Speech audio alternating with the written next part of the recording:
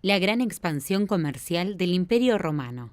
La máxima extensión del Imperio Romano se da hacia el año 117 a.C.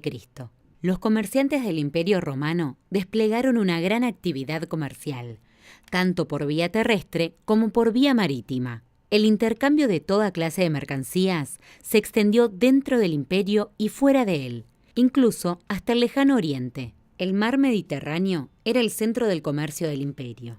Este mar baña las costas de 3 penínsulas europeas: Ibérica, Itálica y Balcánica, y una asiática, Anatolia, y se comunica con el Océano Atlántico a través del Estrecho de Gibraltar. Los romanos diseñaron una extensa red de carreteras o calzadas que en forma radial convergían en la ciudad de Roma. Servían tanto para el traslado de las tropas como para el comercio entre regiones. En las calzadas romanas, el transporte de mercancías se realizaba por medio de carros o a lomo de burro. Muchas veces, los esclavos llevaban las cargas a pie. El puerto de Ostia, ubicado a 20 kilómetros de Roma, recibía las mercancías que llegaban desde todas las regiones del imperio y desde fuera de él, en especial de la India y China. El puerto contaba con almacenes y un faro. A través de un canal se conectaba con el río Tíber, por donde se trasladaban en barcazas las mercancías destinadas a Roma. La mayor parte del comercio se realizaba por vía marítima, en unos barcos